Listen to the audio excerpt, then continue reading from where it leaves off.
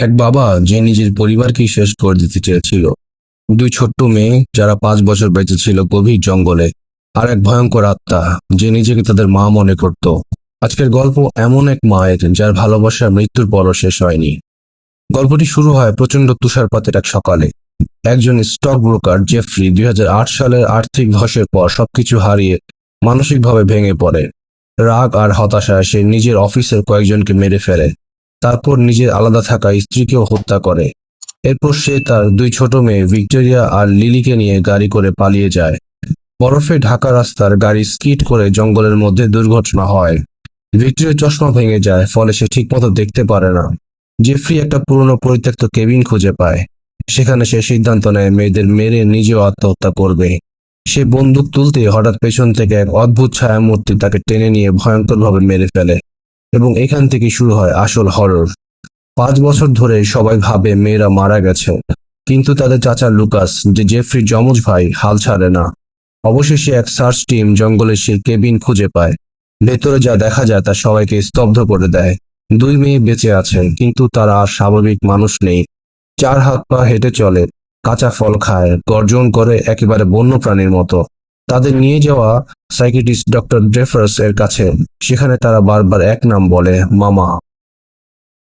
Doctor Lucas আর তার girlfriend অ্যানাবেলকে মেয়েদের দায়িত্ব দেয়। অ্যানাবেল আসলে রকার টাইপ কেয়ার ফ্রি মেয়ে। সে বাচ্চা সামলাতে মোটেও প্রস্তুত না। তবু তারা নতুন বড় বাড়িতে উঠে যায়। প্রথম কয়েকদিন সবকিছু ঠিকঠাক থাকলেও রাত হলেই অদ্ভুত ঘটনা শুরু হয়। দরজা নিজে নিজে খুলে যায়, লাইট ফ্লিকার করে, দেয়াল আঁচড়ের শব্দ, লিলি কারোর সাথে হাইড অ্যান্ড সিক খেলে, কিন্তু রুমে কেউ থাকে না। এক রাতে লুকাস সিঁড়ি দিয়ে নামার সময় অদৃশ্য কিছু তাকে ধাক্কা দেয়। সে নিচে পড়ে কোমাতে চলে যায়। এখন অ্যানাবেল একাই দুই মেয়েকে সামলাতে বাধ্য হয়। শুরুতে অ্যানাবেল বিরক্ত থাকলেও ধীরে ধীরে মেয়েদের প্রতি তার মায়া জন্মায়। বিশেষ করে ভিক্টোরিয়া ধীরে ধীরে নর্মাল লাইফে ফিরতে থাকে। সে আবার চশমা পরে, বই পড়ে, মানুষের মতো কথা বলতে শেখে। কিন্তু ছোট লিলি এখনো মামার উপর পুরোপুরি নির্ভরশীল। সে রাতে সিলিং এর দিকে তাকিয়ে হাসে, যেন কেউ তাকে গল্প শোনাচ্ছে।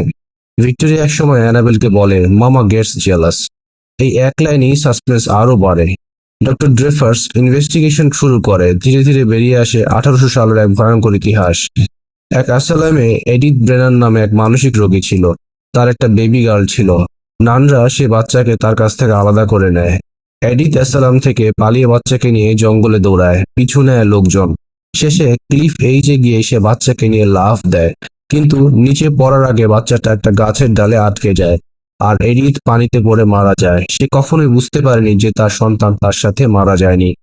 মৃত্যুর পর তার আত্মা টুইস্টেড গোস্ট হয়ে যায়। নিজের হারানো সন্তানকে খুঁজতে থাকে বছরের পর বছর। এই গোস্টই হলো মামা। এখন মামা বুঝতে পারে ভিক্টোরিয়া অ্যানাবেলের সাথে ইমোশনালি অ্যাটাচ হয়ে যাচ্ছে। এটা সে মেনে নিতে পারে না। এক রাতে মামা সরাসরি অ্যানাবেলের সামনে আসে। তার বাঁকা শরীর, লম্বা চুল, টুইস্টেড জয়েন্টস, একদম নাইটমেয়ার ফুয়েল। ডক্টর ড্রেফার্স অ্যাবান্ডন্স অ্যাসাইলামে গিয়ে ইনভেস্টিগেশন করতে গিয়ে মামার হাতে মারা যায়। এখন আর কাউকে বিশ্বাস করার উপায় নেই। অ্যানাবেল ডাক্তারের কাছ থেকে মামার শিশু রিমেন্স খুঁজে পায়। এদিকে মামা বাড়িতে অ্যাটাক করে। লুকাস হান্টকে মেরে তার বডি ইউজ করে দুই মেয়েকে নিয়ে জঙ্গলে পালায়। অ্যানাবেল আর কোমা থেকে জেগে ওঠা লুকাস তাদের পিছু নেয়। তারা বুঝতে পারে মামা তাদের সে পুরনো ক্লিফে নিয়ে যাচ্ছে, যেখান থেকে সে একসময় ঝাঁপ দিয়েছিল। ক্লিফ এই যে মামা দুই মেয়েকে নিয়ে দাঁড়িয়ে থাকে। অ্যানাবেল মামার আসল শিশুর রিমেইন এগিয়ে দেয়। এক মুহূর্তের জন্য মামা আবার মানুষের রূপ নেয়। তার মুখে শান্তি ফিরে আসে, মনে হয় সব শেষ। কিন্তু হঠাৎ ছোট লিলি চিৎকার করে বলে, মামা। সে মামার কাছেই থাকতে চায়। ভিক্টোরিয়া অ্যানাবেলের হাত ধরে থাকে। সে বুঝে গেছে আসল মাকে। শেষ মুহূর্তে মামা লিলিকে নিয়ে ক্লিফ থেকে ঝাঁপ দেয়। মাঝপথে তারা এক ঝাঁক কালো প্রজাপতিতে মিলিয়ে যায়। ভিক্টোরিয়া বেঁচে যায় এবং অ্যানাবেলের সাথে থেকে যায়। শেষ সিনে তারা হাতে একটা মত এসে বসে, ইঙ্গিত দেয় লিলি এখনো তার সাথে আছে। কখনো কখনো সবচেয়ে ভয়ঙ্কর ভূত আসলে শুধু একজন মা, যে তার সন্তানকে কখনো ছাড়তে পারেনি।